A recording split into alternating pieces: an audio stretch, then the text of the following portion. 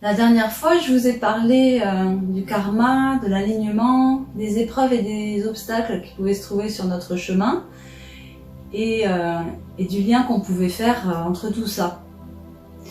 Quand j'ai abordé l'histoire du karma, j'ai parlé de karma intérieur et extérieur et je ne sais pas si c'était compréhensible de tous. Aujourd'hui, je vous propose de parler à nouveau de karma, de rentrer un petit peu plus dans les détails. Prépare-toi une tasse de thé, une tisane, un café et on se retrouve tout de suite.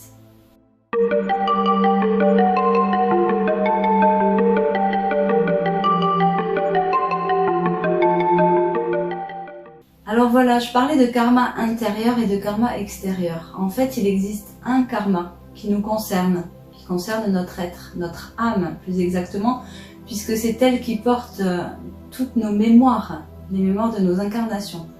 Elle porte les mémoires de nos incarnations aussi bien dans le positif que dans le négatif. Je vais parler en ces termes, c'est pas tout à fait comme ça, mais ça permet d'avoir une bonne compréhension.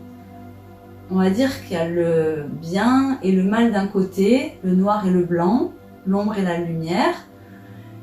Et donc il y a toutes les actions qu'on a faites dans nos vies qui ont été plutôt négatives, c'est-à-dire qui ont pu porter préjudice aux vivants, aux autres, ou à nous-mêmes également, pourquoi pas.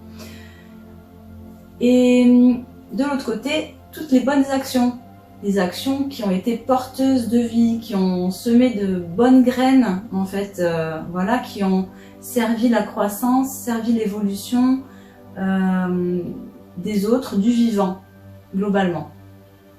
Et absolument tout, si on parle de la planète Terre, absolument tout est enregistré dans ce qu'on appelle les annales akashiques. On pourrait dire que c'est comme une matrice.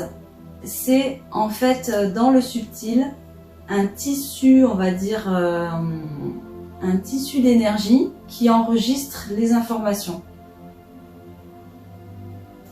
de toutes nos vies. Et l'âme, quand elle vient s'incarner, elle reprend en fait ses mémoires. Je schématise. C'est très dur à comprendre pour notre cerveau, pour notre conscience, mais c'est globalement comme ça que ça se passe. Le karma est constitué de toutes les actions que nous avons menées, que nous menons dans nos vies. Les bonnes comme les mauvaises. Et ça s'équilibre en fait. Donc, aujourd'hui par exemple, la somme des actions que j'ai menées a généré un karma. Est-ce qu'il est positif ou négatif ? Ça, je ne le sais pas vraiment, en fait. Dans le même temps, je suis venue ici sur Terre avec un karma, déjà. Donc il faut faire aussi le calcul, on va dire, je schématise les amis, mais c'est pour que ça soit compréhensible. C'est pas exactement comme ça, c'est beaucoup plus subtil et c'est énergétique. Surtout que je suis fâchée avec les maths. Donc ça m'arrange pas de parler de ça. C'est un calcul subtil entre le karma avec lequel tu es arrivé et on va dire les actions donc, que tu as eues dans cette vie. Tout ça, ça fait un karma général. Ça s'équilibre en fait. Donc on est là à la fois pour rectifier le karma qu'on porte en arrivant et pour apprendre, mais c'est possible de réussir à liquider son karma sans en créer de nouveau, et là tu te libères. Tu libères même, je pense, ton âme, et du coup c'est là que s'opère le retour à la source. Une fois que tu as fait tout ce chemin, et que tu comprends, et que tu arrives à tout liquider, ne rien créer de négatif, et libérer totalement l'âme. Voilà.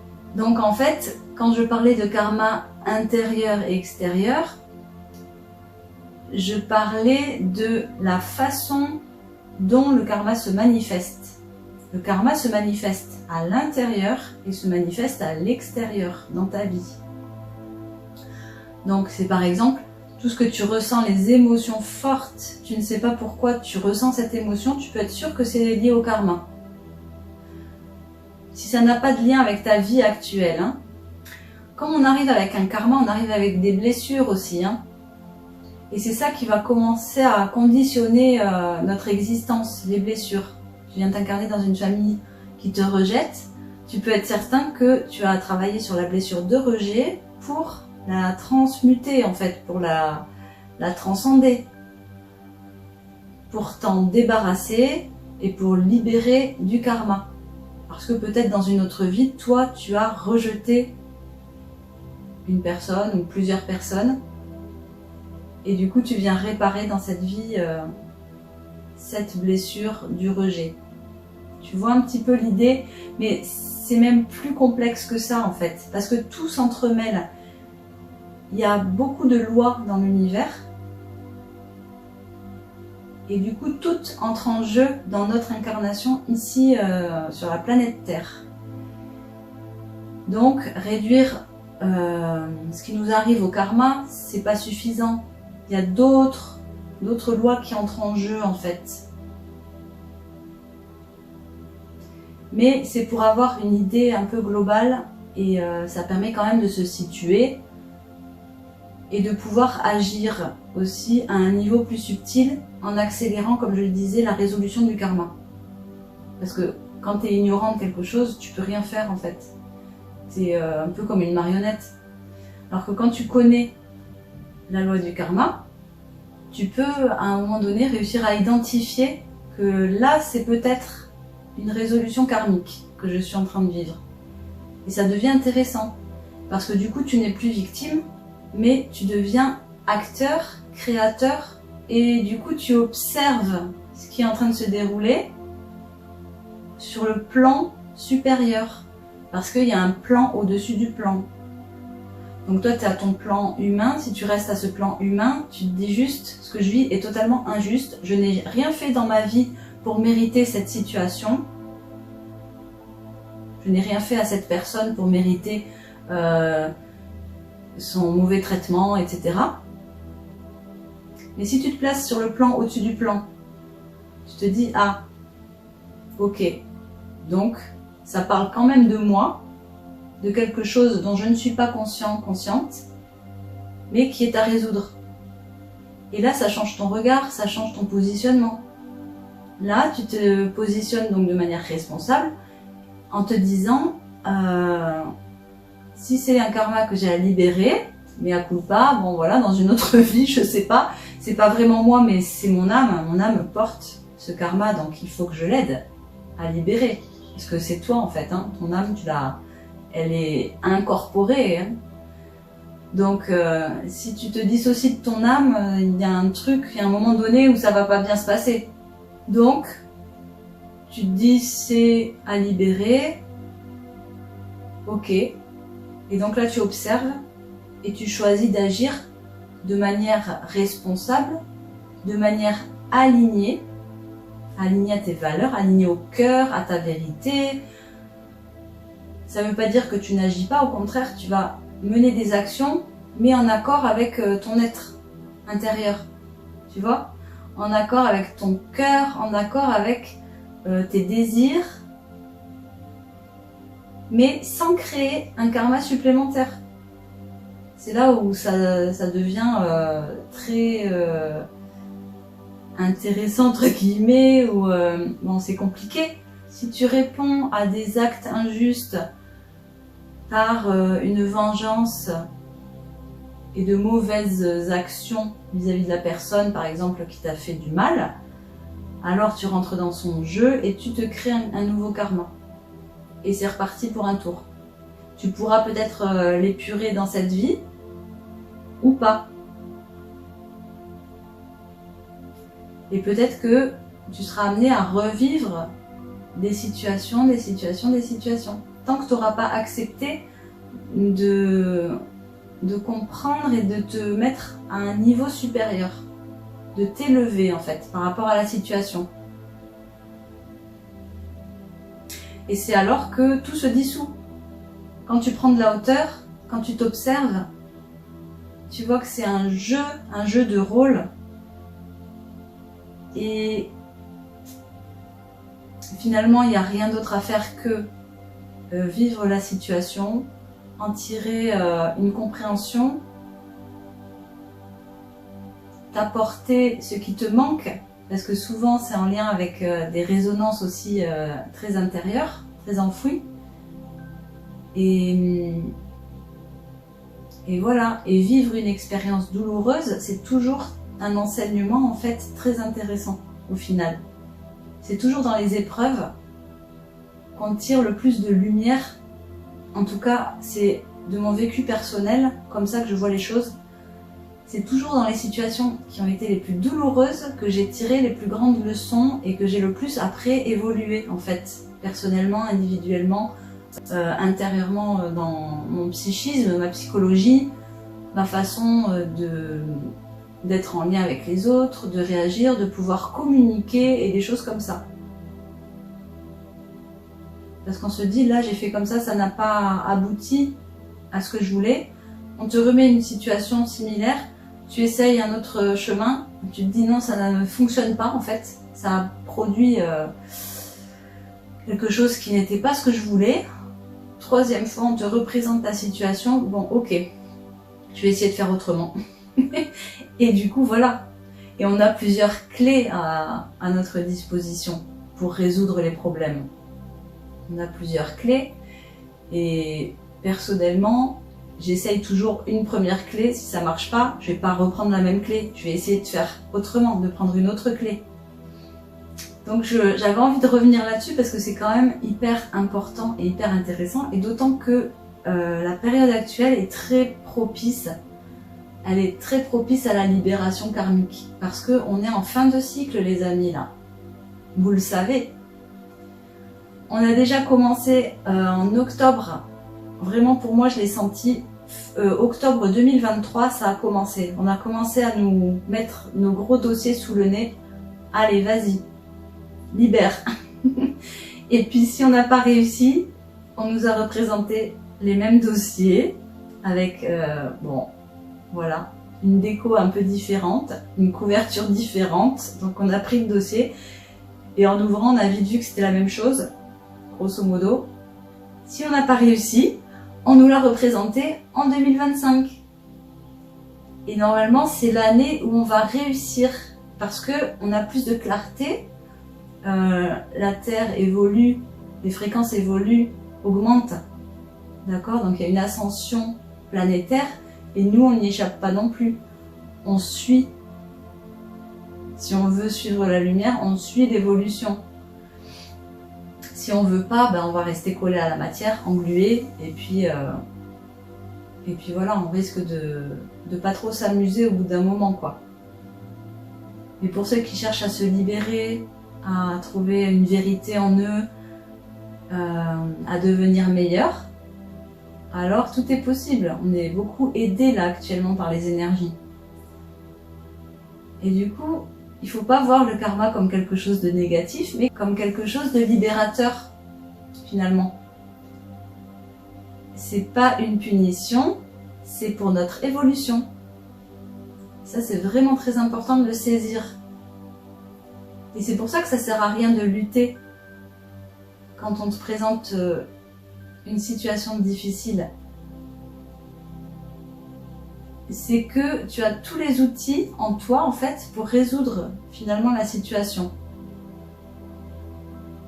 Et tu peux choisir n'importe quelle façon de résoudre aussi, hein, dans la matière. Il n'y a pas une voie qui serait meilleure qu'une autre. C'est ce que je disais dans ma précédente vidéo, en fait. Voilà. Je pense que j'ai éclairci cette idée de karma. Karma intérieur, karma extérieur, donc qui ne sont que des mots pour parler de la manifestation du karma. Je vais revenir quand même dessus. Karma intérieur, c'est une résolution interne, sans l'aide de l'extérieur. Juste, je me rends compte que quand je lis un livre, par exemple, c'est toujours en lien avec l'extérieur quand même. Il y a toujours ce jeu de va-et-vient. Mais, je veux dire, t'as pas besoin de vivre une situation difficile pour résoudre ton karma intérieur. Tu peux simplement prendre conscience tout seul, en lisant, en écoutant une histoire, en te voyant vivre ta journée, sans épreuve particulière, mais voir que tu as une grande sensibilité à la trahison. Tu pleures facilement devant des films qui parlent d'abandon, je ne sais pas. Ça peut être aussi des choses dans l'histoire, des moments de l'histoire que tu as du mal à vivre alors que tu n'étais pas là, mais c'est comme si ça te parlait à toi directement. Comme si c'était ta propre histoire en fait, et que tu comprenais totalement ce qu'ont vécu, moi je sais pas, les juifs pendant la guerre, tu étais en empathie totale. Là tu peux être sûr que c'est en lien avec ton karma, et tu peux travailler toi directement, en faisant une séance d'hypnose régressive par exemple, ou autre, ça peut être en parlant avec un thérapeute, toi tout seul, en prenant conscience, en te demandant qu'est-ce qu'il y a comme résonance dans ta vie à toi, dans ton intimité, dans tes relations, etc.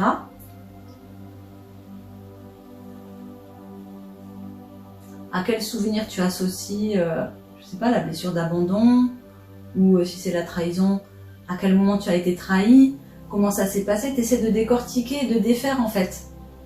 De défaire petit à petit les histoires qui vivent à l'intérieur de toi.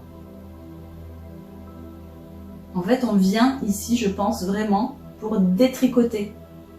Le karma, ce serait le tricot, et on vient de détricoter.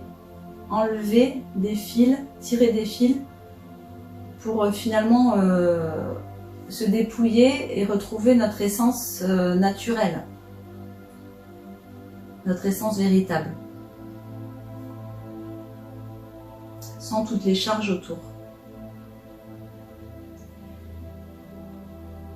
Et le karma extérieur, dont je parlais la dernière fois, ce serait la voie de manifestation du karma à l'extérieur par les rencontres, les histoires qu'on peut vivre dans toute notre vie en fait.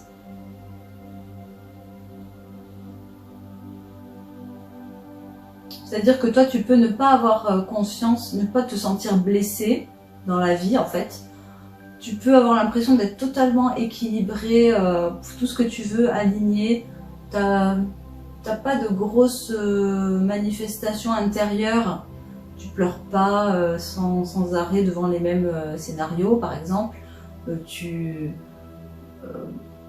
es équilibré émotionnellement, enfin tu vois l'idée quoi.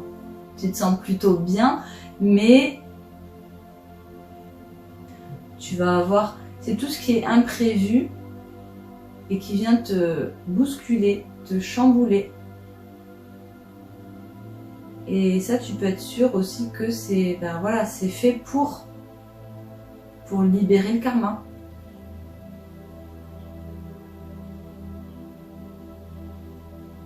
En fait, on est toujours la cause de tout ce qui se passe dans notre vie.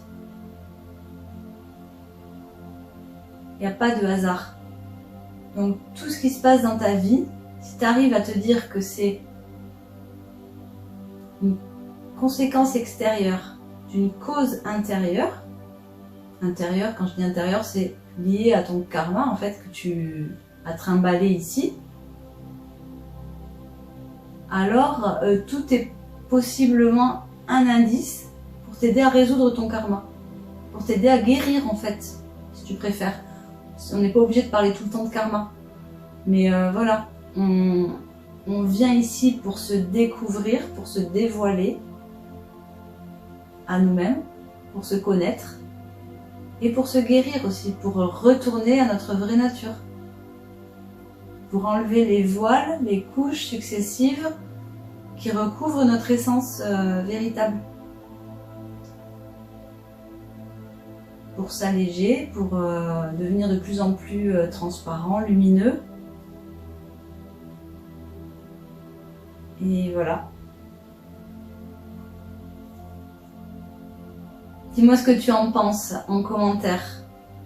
Ça m'intéresse. Je pense que là, je suis allée un petit peu plus en profondeur, mais j'ai l'impression d'avoir fait qu'effleurer en même temps, parce que c'est un tel sujet, c'est vaste, et quand on est tout seul, on n'a pas de questions pour pouvoir répondre et aller plus en profondeur. Donc j'espère avoir quand même bien fait le tour du sujet. Et sinon, je referai d'autres vidéos là-dessus. Voilà les amis, j'espère que ce tea time vous a plu. Et j'essaierai d'en faire d'autres, sur d'autres sujets, selon les inspirations. Ou dites-moi dans les commentaires s'il y a des sujets que vous aimeriez que j'aborde avec mon regard, par rapport à mes expériences personnelles et professionnelles. Les séances d'hypnose que je fais, les soins énergétiques, les guidances, enfin mon lien avec le subtil, on va dire, de manière générale. Et j'essaierai d'y répondre. Hein. N'hésitez pas en tout cas, ça serait intéressant. Je vous souhaite un bon tea time et puis je vous dis à très bientôt. Ciao!